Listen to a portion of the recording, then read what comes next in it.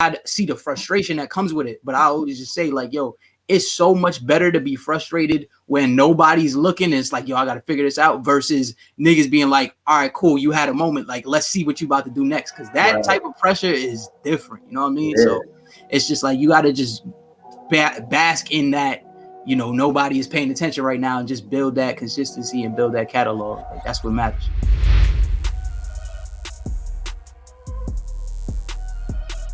Welcome to another episode of 1:37 p.m. Presents Open Dialogue. I'm your host, Omari White, and today we have a dope MC from representing Brooklyn who goes by the name of HDBeenDope. How you doing today, bro? I'm good. How you feeling, bro? I'm maintaining. Glad to see another day. It's Tuesday, and we're back on the grind, you know? Yeah, nah, for sure. Let's jump right into it, you know? You've been creating a lot of buzz with your music. I've been paying attention to it, and it's like, it reminds me of a mixture of J. Cole, Nas, Biggie, all into one of like the new millennial like version of it. Like, can you tell the world where you get the inspiration from? Definitely my style is like a melting pot of a lot of things that I listen to. You know, like when I was younger, when I first got into hip hop, I was a 50 baby, right? So I was listening to all G Unit, like 50 Cent was everything for me. This was like elementary, so like second grade, second, third, or like fourth or whatever. Right. And then when I got into middle school, I got heavy into Wayne.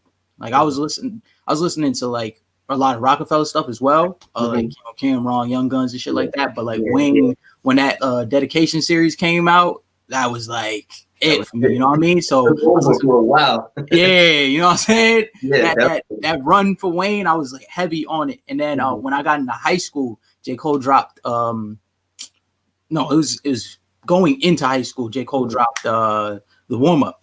Okay. And I found out about that, and I'm like, oh shit. Like that was the transition for me, because like me growing up on, you know, 50 and all that, like when I started like playing around with rap, right. I was kind of rapping like 50, you know what I mean? Right. Rapping like Wayne. Like, but when I heard Cole, it was like, oh nah, this is hard. Like, and it's introspective. So that's kind of what like shifted my sound in terms of being more reflective in my music and things like that.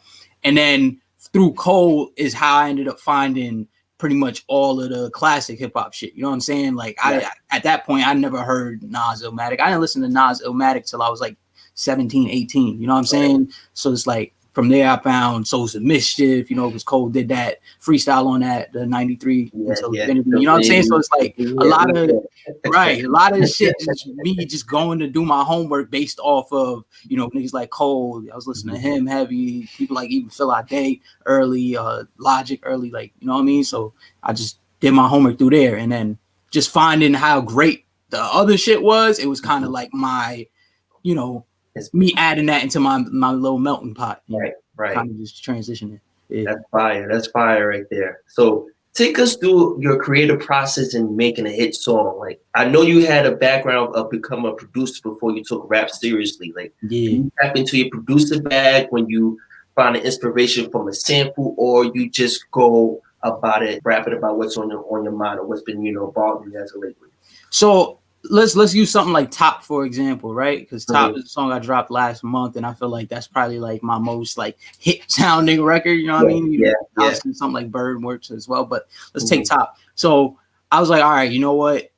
I got an email basically saying like, oh, Madden is looking for songs for a soundtrack, and I'm just like, okay, cool. Like, I know Madden, like I just hear horns. That's the first thing that I'm hearing. So I made this beat, and I like cooked up these horns, and it was a dope beat. And then as soon as I hear like the bass line of the track, then I try and come up with a hook. So I came up with a hook, and it was like, all right, this sounds good. I added some drums, and I was like, all right, this is cool, but it wasn't it. Like, it didn't sound like it. So I was like, you know what? I need to go back in and like try to just make something else. So I was just sifting through samples, and I just randomly came across the Top sample, and I heard that, and I was like, oh shit, this sounds like I can hear this in a stadium, like this. It sounded like that, you know what I mean? So from there, it's just me just pulling up the voice memo on my phone and seeing if I could come up with some type of hook. It's crazy because I was actually looking through my voice memos today, just searching through, because I just got mad ideas in there. So like I go in there when I'm kind of like running out of ideas. and I was hearing the original for Top, and it was like very wild to hear where it was. It is started that right now. Yeah. Yeah, I started that in had to be like, whoa, I did that. Yeah, exactly. I might just put it out. But yeah, but that's where it starts for me. It's like it really just starts with the instruments of this track, and then if I can come up with a hook, then I'm like, all right, bet I know there's something to this. But if I lay down the instruments and I feel like I can't get a hook, then I probably just end up putting it on the back burner until, inspiration sparks later. Right. It's crazy that you mentioned Top, because I want to ask you, did you play video games growing up? And if so, what was the video games that you played?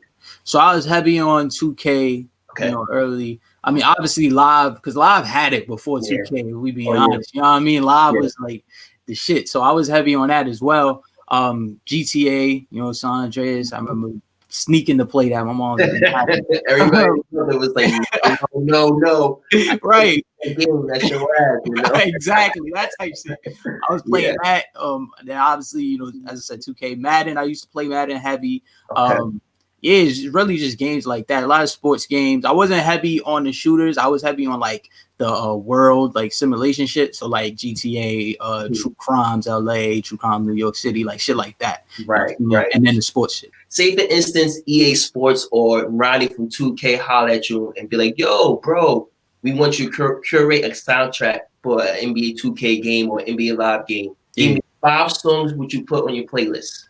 All right, bet. So I'm putting Top on there because I feel like that's one of them sports joints. I just feel like it works. You know what I'm saying? I don't even have the game. I was listening to it. I'm looking like, yo, I'm about to put a brick wall. It was that kind of banger, so I get it. Yeah. That's what I was going for, and I feel like I executed on that. So definitely putting Top on there. Brother, you did well. I appreciate it, bro. Thank you, for real. Top. I'm putting put Bronecusher, Never Scared. Because that's just that energy to me. I'm gonna put Win by J-Rock. I like that. Crazy. No Problems by Lil Scrappy. I like where you going with it. Loving it right now. Yeah, you gotta make the last one count because right now you on fire. Like, come on. I know you're about to come with it. It's to me, I just feel like it's the old, even though it's not necessarily sports OD, but I just feel like public service announcement by Jay. When you hear that shit, like no matter what you do, it just feel like, yo, listen, I can do whatever. I'm about to personally DM Ronnie 2K. Give my man HDBeenDope the opportunity to put something together. I promise you. Come on, let's do it. Win. I'm trying to do it for real. That was dope right there. Appreciate it. Correlation between video games and music today. Like, can you break down and explain to everybody who's watching this interview how important and influential it is to have your music being featured on a video game? Like, what kind of new opportunities it could present to you in your career? So the biggest thing, like I'm a very fan-oriented type of artist. Like I'm big on just having the people, you know what I mean? I think obviously when the industry is on your side, it helps as any artist, but I feel like at the core of this shit, you got the fans. And I think when I landed the Madden shit, I was just like, bare minimum, there's gonna be kids that grow up, playing Madden, because it's not even necessarily people my age, it's people that's like 8 years old playing Madden, and like this song is now ingrained in them. Because I just think back to like playing like something like 2K7 or some shit like that, and that African Bambaataa joint is like ingrained in my shit just because I'm hearing that shit every time I started the game. So I'm thinking about them kids, you know what I mean, that's playing Madden, and like this is probably like their first or second Madden, and how Top is now ingrained in them. But I mean, even just on the other side of it, like just having syncs like that, it just opens you up to other people in the industry, because they're just like, okay, cool, he made a song that's like specific to this thing, and now like other opportunities kind of just get landed on your desk from that. And even from that situation, there's other things that kind of just ended up in my lap. So other shit. So it's nice. Speaking of other things, another favorite song that grew on me was Bands. Yeah. UFC 4's video game soundtrack. Yeah. I gotta ask you, how in the world you were able to come up and with a well-engined, well-mixed song like that? Because I feel like you blended like a little bit of Brooklyn and UK drill music all into one, but you made a real hip hop because right. the Brooklyn drill music, it's like a different kind of flow. You didn't go with that route. You stuck with your lane. You stuck with the hip hop. So bands, I made that at the end of the year. So every year for like the past 7 years now, I believe. I just been releasing a song the last day of the year. So like I would make the song, like it would be in like a 24 to 48 hour window. You know what I mean? Make the beat and then write it, record it. And I usually just put it out on the 31st of every year. Right. December 31st, probably. So that was just another one of those processes. Like, so I came up with I found the sample for the actual like instruments or whatever. Right. And I was like, okay, cool. This kind of got like a drill bop to it. Definitely did. So I just started going in that direction. And I was like, all right, bet, you know what? This sounds good. Right. And one of the things that like I really appreciate about somebody like Kendrick is when he approaches tracks, he goes with a very off-kilter style. It's like, damn, I wouldn't think you would say those words. I wouldn't think that you would try and come with this type of flow. You know what I mean? Like, just orthodox. Exactly. Right. Perfect word. Yeah. So like, I really admire that about Kendrick. So when I had this beat, I'm like, all right, cool. I know what people expect when they hear this beat. You know what I mean? The fact that I'm from Brooklyn, you would just expect it to sound like this thing. You know what I'm saying? So I was like, all right, bet I need to figure out how to come with my own spin, you know what I mean? So like people just not expecting me to choose the pockets that I chose, you know? Right. So like, that's just like something that's always in the front of my mind anytime that I'm like sitting down to write a record. It's like I want to kind of surprise people at some point in the verse. Definitely, you know? It definitely caught me off guard because I was thinking of hearing like, you know, the Fabio Foreman flow and the Pop Smoke flow, but it was strictly bar after bar after bar. Hold up, bar, hold up. I'm like, oh, okay. The vibe right here for sure. And what makes it so authentic and special is because it having to be on a fighting game like UFC, it brings that kind of tenacity. That energy is there, man. Exactly. So once again, if anybody who's watching this episode, you have to check out those 2 songs. It's going to make you punch a hole through the wall, elbow somebody. Like, bring that whole entire energy. Thanks. Appreciate it, man. Appreciate that, for real. But I want to ask you on the song Hollywood. Yeah. Towards the end of the song, you said you was on tour. You mentioned that you was on tour with some Grammy winners. Grammys, yeah. Who was the person you was mentioning on the song? And what did they give you? What kind of advice did they give you? So I went on tour with Portugal the Man. They made that record Feel It Still. And this was in 2017. I went on tour with them, right? And the biggest thing that I would say I picked up for them, just being that, like, as I said earlier, like I'm fan oriented, they really showed what it is to be fan oriented. You know what I mean? To really just focus on your fans. Because at this point, Feel It Still wasn't the biggest record. Like that shit didn't blow up until I got home. Like I was hearing it in Key Food and shit like that. But yeah, but like they playing this shit every night, you know, but they're playing probably like 1,500 caps on average, you know what I mean? And we did 29 cities. So this is a long ass tour. Right. And I'm just like, damn, like granted, they got the numbers on YouTube, you know what I mean? Videos in millions and shit like that. But they're at that point wasn't like a household name specifically, you know what I mean? They just had this super fire core audience. And I was just, you know, asking questions and shit. And these was just like, yo, we just hit the road. You know what I mean? Like they would go play Utah in February and then in May, they're back in Utah. You know what I mean? Like just picking up those little bit of fans.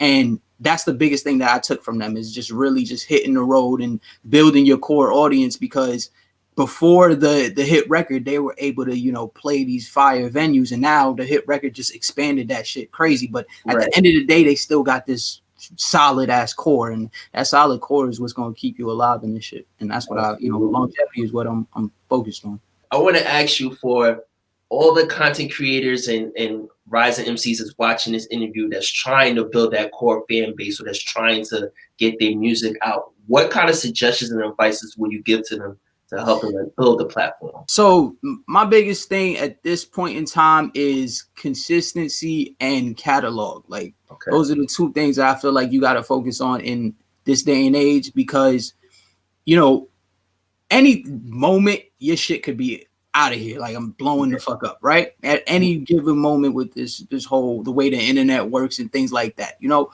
But if you're not used to being consistent and you don't have a catalog, it's gonna make it super hard for you. You know what I mean? Because like I feel like at this point, if something goes crazy and like let's say, you know, tomorrow my face is everywhere, everybody's paying attention, I have a catalog of music that people could go back to and like, okay, they really can become a fan for real. You know what I mean? It's not like they're just holding on to that song that blew up. Like they could actually go dive into music. So those are the biggest things that I say for anybody creating any type of content. It's just like you gotta have some consistency and you gotta just build your catalog and focus on building that rather than, you know, the rewards that come from it. You know what I'm saying? Because for sure. As long as you prepared, you know, that's what matters.